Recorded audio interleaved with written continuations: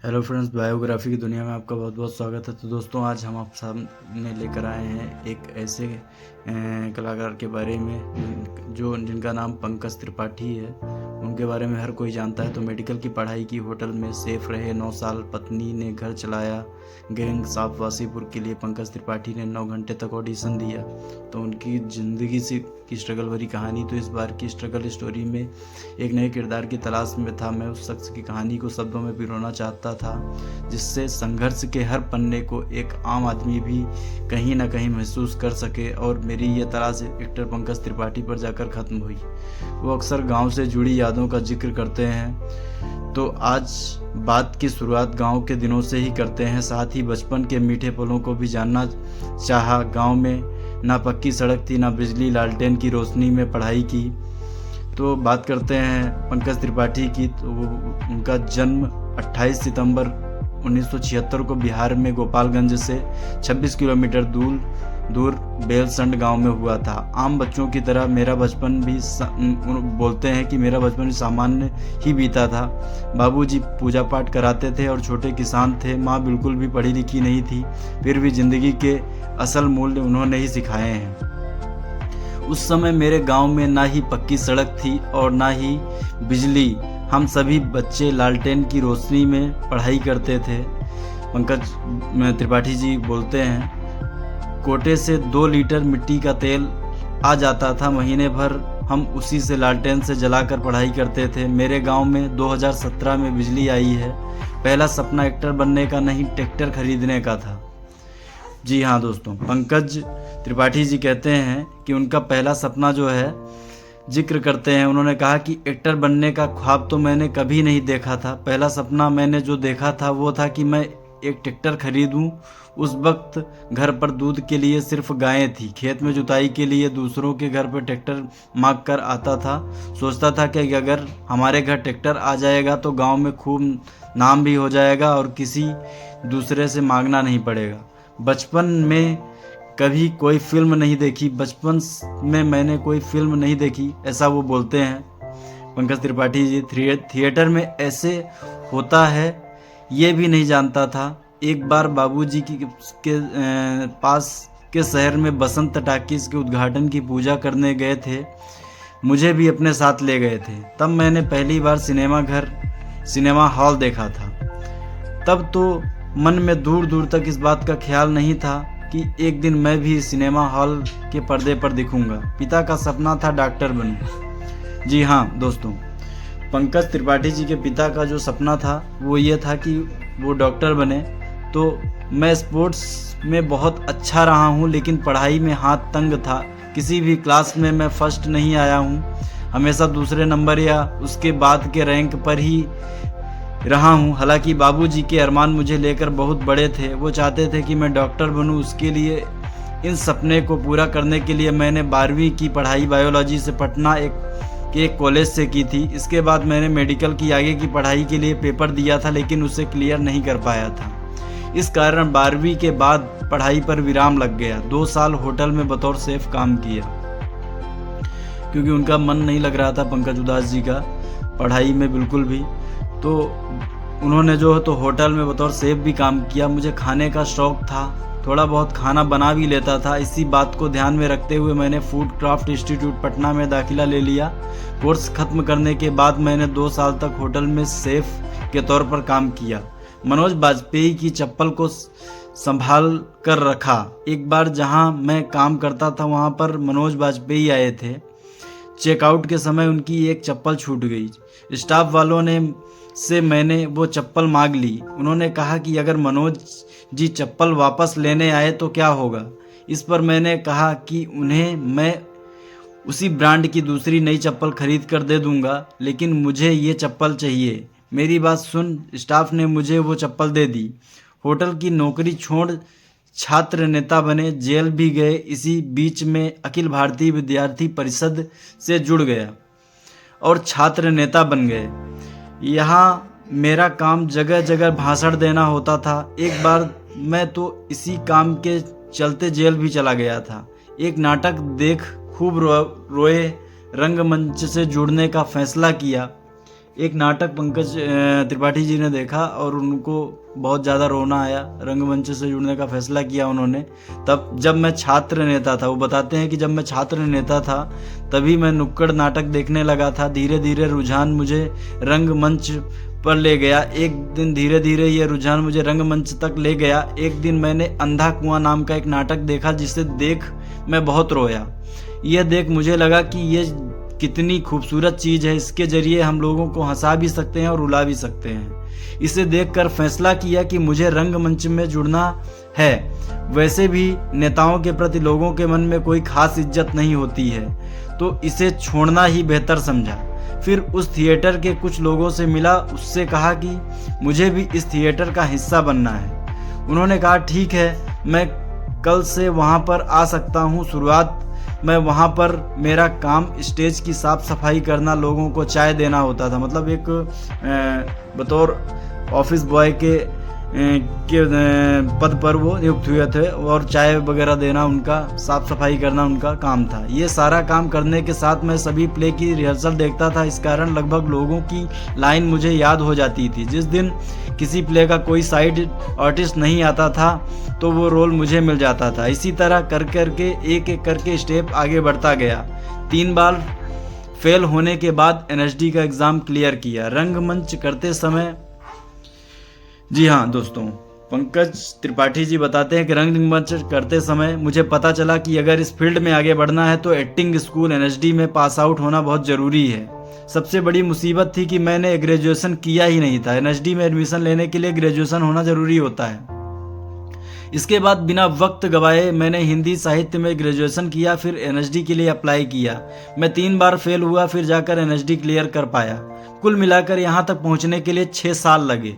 जी हाँ दोस्तों, उन्हें 6 साल लग गए। रंगमंच में पैसे नहीं थे, इसलिए मुंबई या NSD के पास आउट होने के बाद मैं पटना आकर वहाँ के रंगमंच से फिर से जुड़ गया।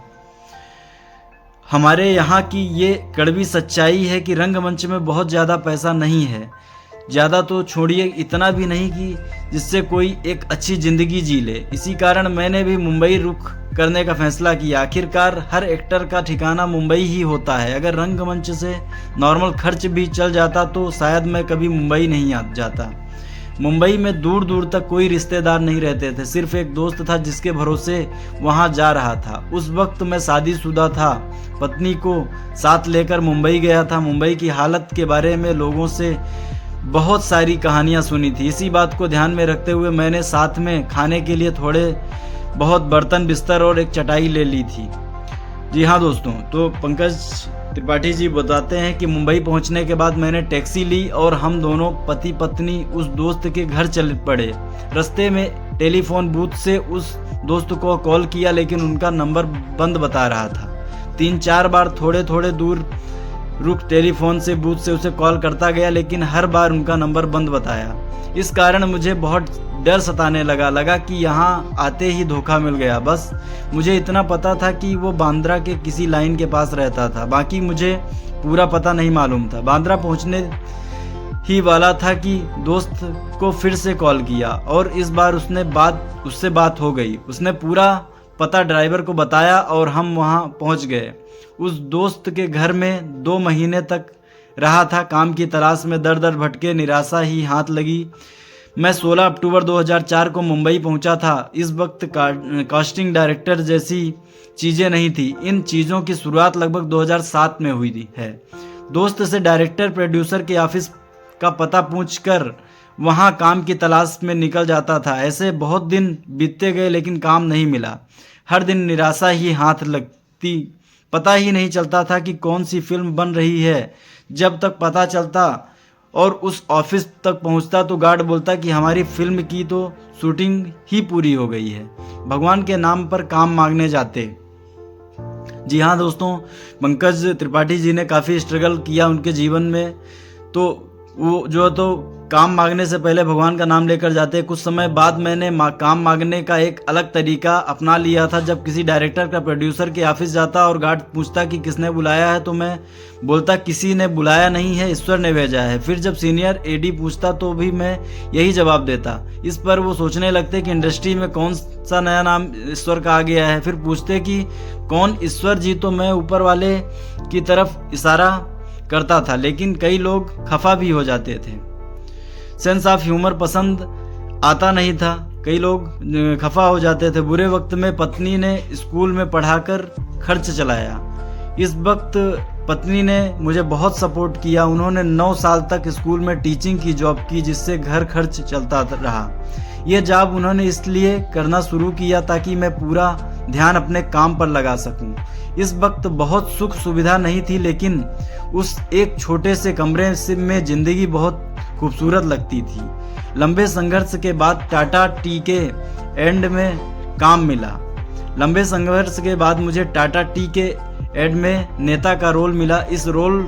इस एड को आर बल्ली के डायरेक्टर ने किया था। एड में उन्हें मेरा काम पसंद आया और उन्होंने तारीफ भी की। Anurag Kashyap gangs of Wasseypur cast करने के खिलाफ थे। जी हाँ दोस्तों, आपको पता ही है कि गैंग्स ऑफ वासीपुर से ही इनके जीवन को एक नई दिशा मिली। तो इसके बाद मुझे फिल्म रन, अपहरण, ओमकारा, रावण और आक्रोश जैसी फिल्मों में छोटे मोटे रोल मिलते गए।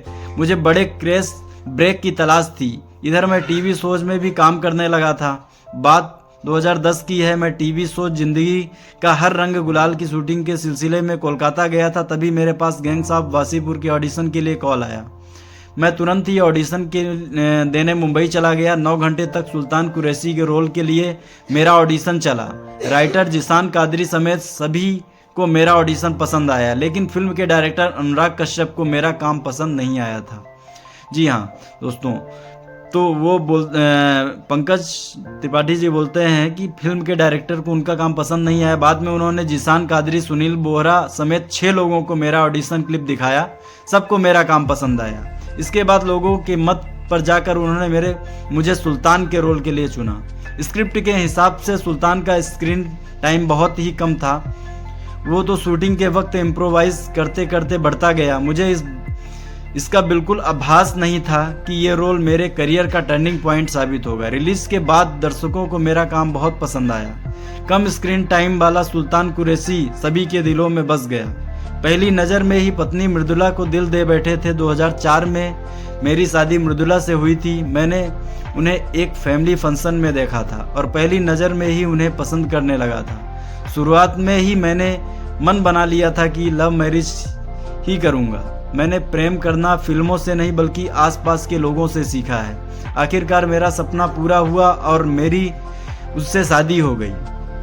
जी हाँ दोस्तों, तो पंकज त्रिपाठी जी बताते हैं कि लास्ट में उनकी शादी हो गई और नेशनल अवार्ड मिलना ज़िंदगी का सबसे भावुक पल। ज़िंदगी के सबसे भावुक पल की बात करूं तो जब मुझे पहली बार फिल्म न्यूट्रन के लिए नेशनल अवार्ड मिला था, ये मेरी ज़िंदगी का सबसे खूबसूरत पल था। जब अभी फिल्म मिर्मी के दूसरी बार नेशनल फिल्म अवार्ड मिला, बाबूजी अगर होते तो बहुत खुश होते। उन्हें नेशनल अवार्ड बहुत पसंद था क्योंकि ये देश का सम्मान है।